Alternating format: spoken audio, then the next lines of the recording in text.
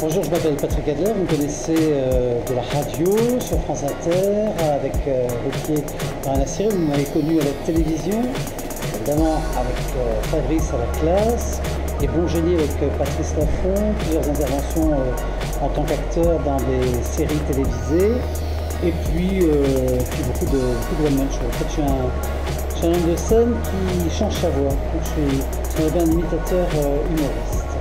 Les mains, je me sens bien en jambes, hein? Comment ça va?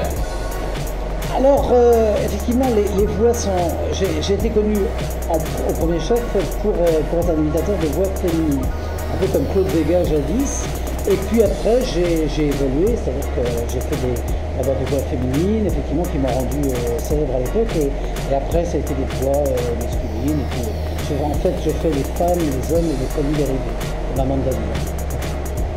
Est-ce qu'on peut dire que l'imitation est une vocation? Non, simplement comme j'étais fils de militaire, que je n'avais pas le droit de la ramener à la maison, et bien effectivement je faisais le clown en classe et j'imitais les profs, les élèves, et j'étais devenu de ce point de vue-là très populaire. Mais j'étais aussi un mec sérieux à une époque, puisque j'étais prof d'allemand pendant 8 ans dans un lycée parisien où j'avais des grandes classes. En plus j'avais 4 terminales, une seconde, une première, donc j'ai pas toujours été un rigolo. D'ailleurs les élèves qui m'ont vu un 14 février 89 sur Antenne 2, parce qu'à l'époque c'était Antenne 2, à Champs-Élysées avec Michel Drucker, ont dû être très très étonnés de voir leur prof d'allemand plutôt sérieux, je ne vais pas dire austère, mais en tout cas sérieux, faire le clown, faire des imitations, et surtout les imitations féminines, ce qui les a quand même un peu scotchés.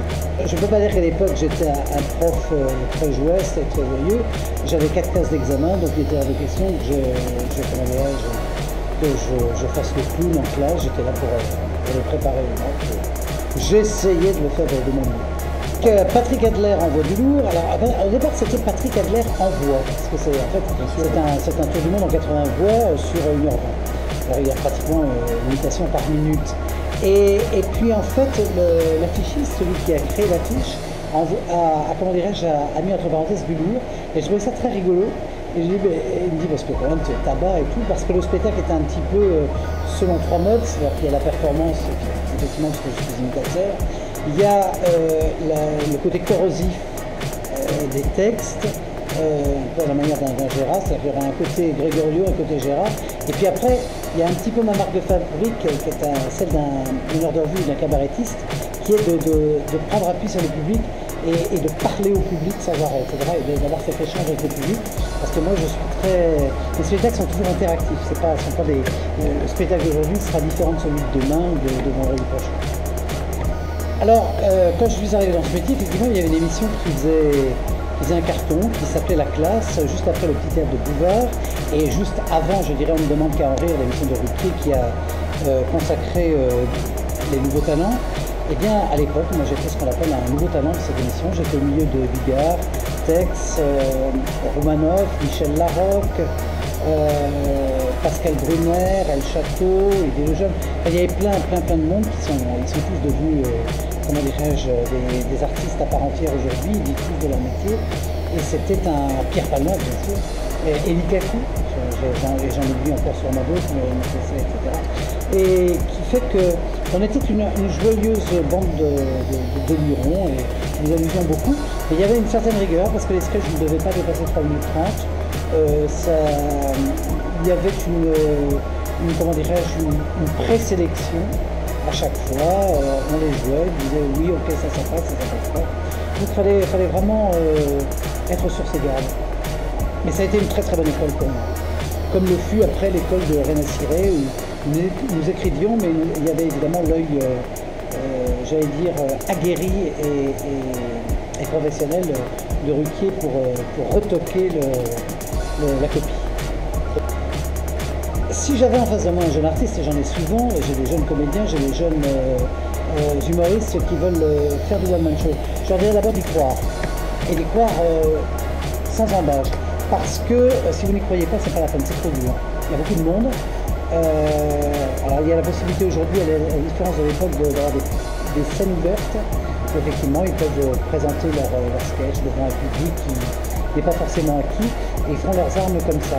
Et c'est très très dur parce qu'il y a de plus en plus de monde, ça devient un petit peu comme l'école canadienne où quand vous sortez du boulot, là-bas vous avez la possibilité d'aller dans des cafés, des cafés-théâtres pour voir un spectacle d'humour.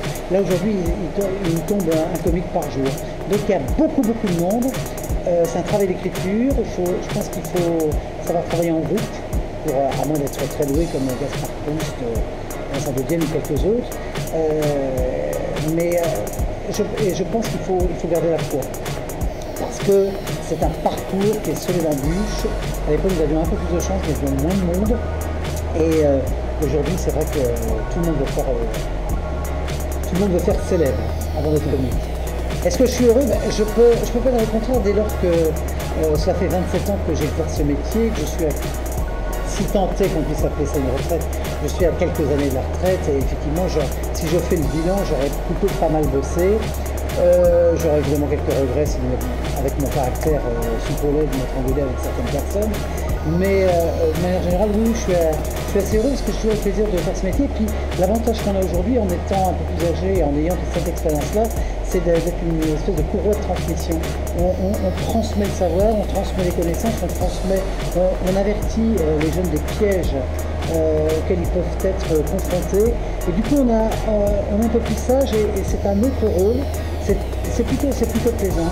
Et c'est vrai que si on me le demandait, je pense que je serais un bon coach pour ceux qui arrivent, bien qu'à ce niveau-là, je dise toujours, à l'instar de Michel Serrault, que le rire est générationnel. C'est-à-dire qu'il y a des jeunes aujourd'hui qui font rire la France entière et qui ne font pas rire parce que c'est pas mon rire. Je veux dire, mais pour autant, dans les jeunes, je trouve qu'il y a vraiment beaucoup de talent, Artus, Ahmed Silia, Ferrari, Haroun. Je trouve qu'il y a des choses très très intéressantes qu'on peut piocher ça et là chez les jeunes. Je suis pour le rapprochement des générations à ce niveau-là. Je ne suis pas du tout confiné avec mes vieux copains du musical. Qu'est-ce qu'on pourrait souhaiter à un type qui fait ce métier depuis 27 ans? De continuer encore pendant une bonne dizaine, une vingtaine d'années, peut-être pas une vingtaine, je serais un peu fatigué, mais plus encore une bonne dizaine, une quinzaine d'années, ça m'amusera encore. Bien que de plus en plus je sois plus réfléchi, je suis plus actuellement dans l'écriture que dans le show, mais j'adore, je n'aime rien tant que d'être sur scène et faire encore Mais le coaching, effectivement, oui, parce qu'il m'a été proposé à plusieurs reprises, il m'a dit, mais pourquoi tu ne rentres pas dans une boîte de prod et tout? Je dis, ouais. Why not? Je dis pourquoi pas, pour donner des idées, du coaching, etc. Souvent, je suis appelé pour faire des jurys, pour participer à des jurys, mon président du jury sur les comiques et tout ça. Et j'aime bien ce rôle-là. Très bien, merci Patrick. Merci à vous. Merci.